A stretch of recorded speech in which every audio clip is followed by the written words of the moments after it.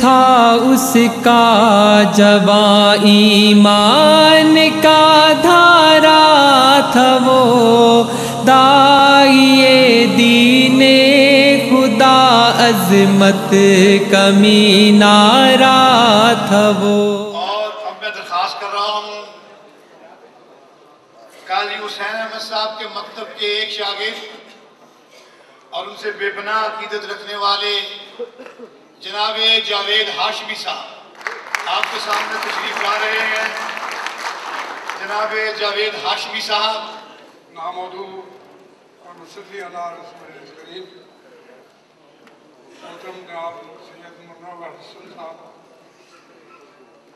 आवाम मुआहिदीन मिल्लत, हाज़रीन किराम, मैं तो सिर्फ अपनी हाज़िरी के लिए आया था, लेकिन मियाँ मकसूद साहब ने मुझे यहाँ बुला दिया। मुझे समझ भी नहीं आ रही कि मैं कहाँ से गुफ्तगू का आगाज़ करूँ, क्योंकि काजी हुसैन अहमद और प्रोफेसर गफूर अहमद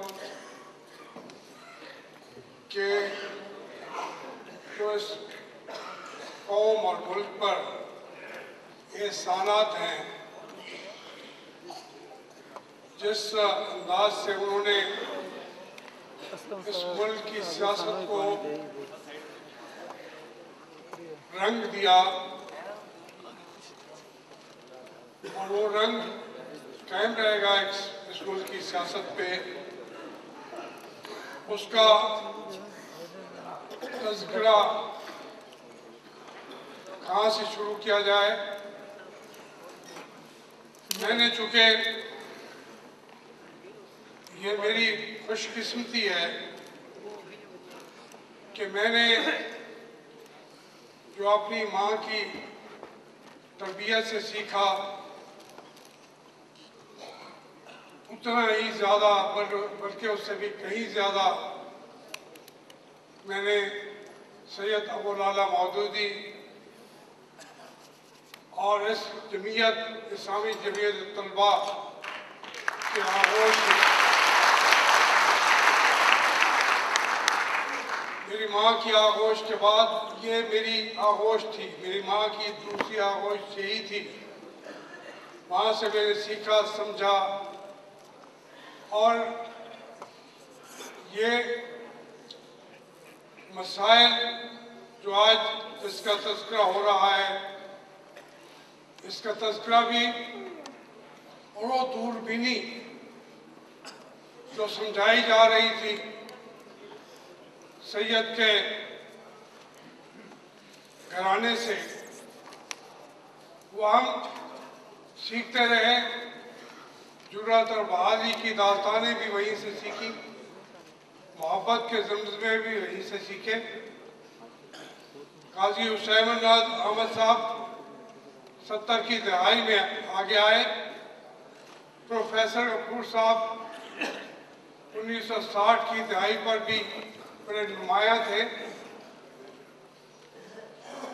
ये तमाम अखबार, ये एक और भी अजीब हकीकत है, मैं कहना नहीं चाहता था, लेकिन पाकिस्तान की एक दो पार्टियों के अलावा उसमें मजहबी भी हैं, दुनियावी भी हैं, तकरीबन तमाम जमातों की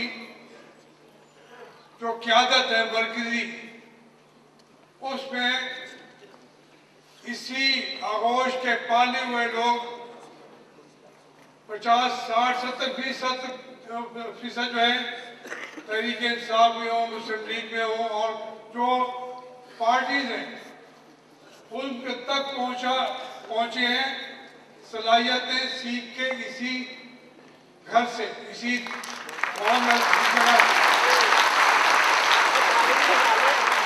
हमारी तहरीक इंसाफ जिसको कह रहे हैं, उसके अजीब इत्तेफाक है कि सदर भी जमात के और जमीयत से निकला हुआ है, सदर भी और जनरल सेक्रेटरी भी असद उमर आ जाता है, वो भी कोई और पीछे बैठा है, कोई आगे बैठा है, कि तीनों सूबों को भी उन्होंने ही संभाला हुआ है। तो एक जो सलाहियत है जो बख्शी जाती है मेहनत के साथ, अफराद आते जाते हैं। आज काजी हुसैन अहमद ने इस मुल्क की सियासत पर 30 साल तक हुक्मरानी की बकायदा।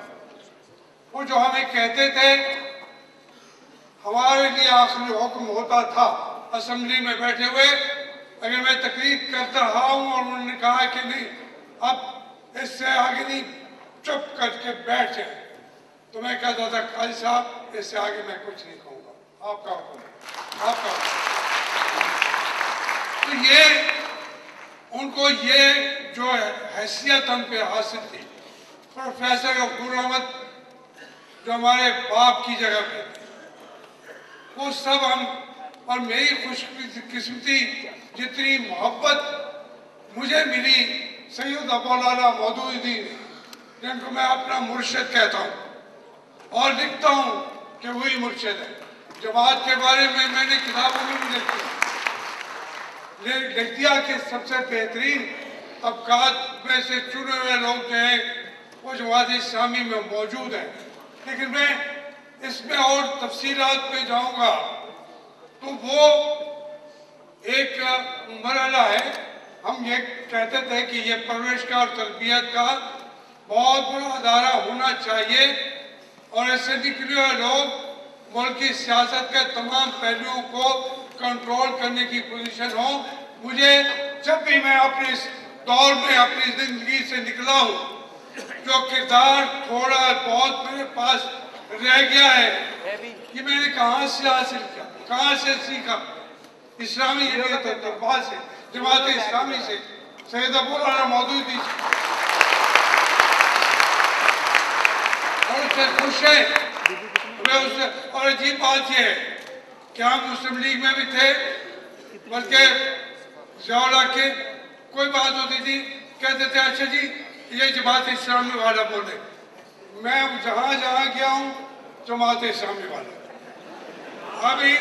अभी तहरीक इंसाफ में भी हमें कहते हैं, तहरीक इंसाफ में भी कहते हैं और जमात इस्लामी वालों से बात। मैं गया ही नहीं हूँ तो वापस कैसे हूँ? मैं तो गया ही नहीं हूँ।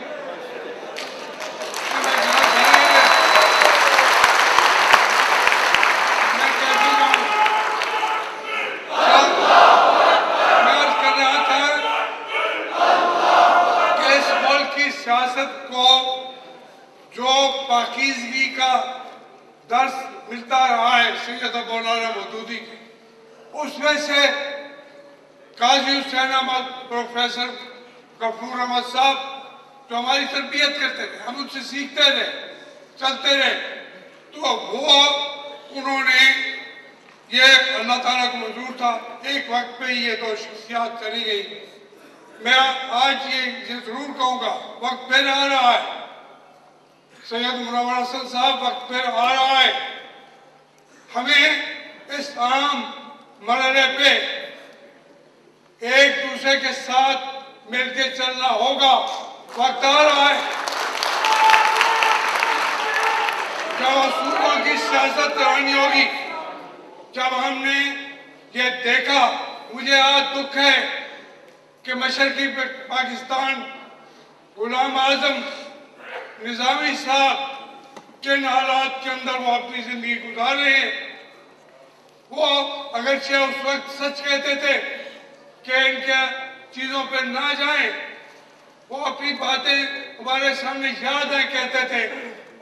लेकिन अगर उनकी सोच से हटके भी बात कर जमात के सामने की तो उन्होंने कहा कि हमारी जिंदगी मकसद ही भी यही है कि हम तहरीक इस्लाम पे अपनी जान कुर्बान कर दें। आज वो उन मुश्किलात का सामना कर रहे हैं।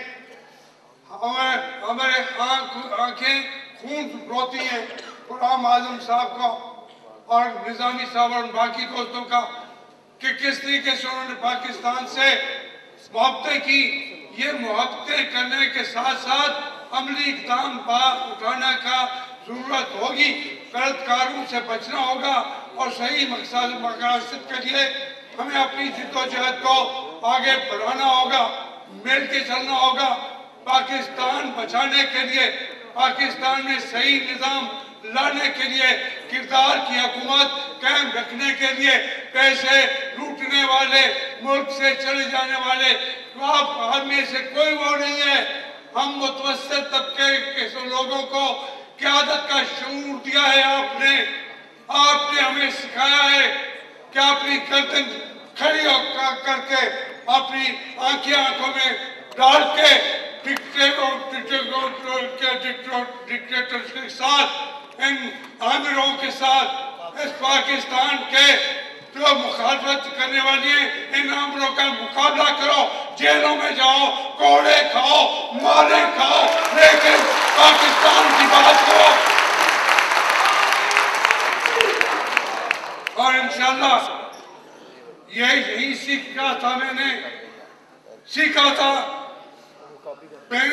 काजी साहब से, प्रोफेसर अबूर साहब से, यहाँ के बैठे लोगों से, कि आज थे वो उसी काफले वालों से, साथियों से वादा करता हूँ कि पाकिस्तान के अंदर ये जंग जारी है, लेकिन मेरा सर कभी झुकेगा नहीं। कट तो जाएगा, झुकेगा नहीं, अपनी जानें देंगे, आगे बढ़ते रहेंगे। पाकिस्तान को हम आलम इस्लाम का अजीम तरीन मुल्क बनाकर दम लेंगे, आखिरी सांस तक जारी रखेंगे।